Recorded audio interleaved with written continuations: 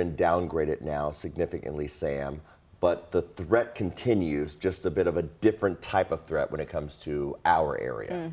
That's right, guys. You know, the overall wind speed and the pressure with this system weakening, but we're still going to be watching some thunderstorms that are going to make their way into our area later on this afternoon and evening, all from the remnants of Beryl. You can see Beryl still churning across much of central and southern Arkansas. There's bands of heavy rain stretching all the way from St. Louis and southern portions of Missouri by the Ozarks and eventually in western Kentucky and much of western Tennessee. We're not noticing any severe weather right now, but we are watching this band of storms pushing just across our western counties pretty soon, south of Hartford, right by Morgantown, Kentucky, and stretching back southwest of Hardinsburg and west of Caneyville. We're going to be watching these storms as they continue to really kind of near our western spots this morning. We're also watching some steady light rain from Stockton, Indiana by Bloomington, and a lot of this activity staying south of Indianapolis and stretching into our far northern counties.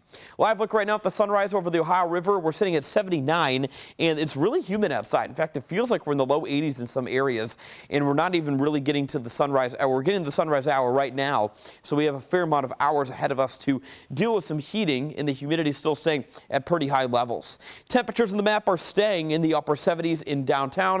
Bardstown at 74 on the map, so again, kind of starting off the morning staying pretty mild and humid. We're going to climb to 89 degrees this afternoon. There will be some rounds of showers and storms. And some of these storms that do reignite later on today are going to be turning strong to severe. The big threats today, we're not really looking at hail as a threat. It's going to be more of a tornado and wind event and even heavy rain.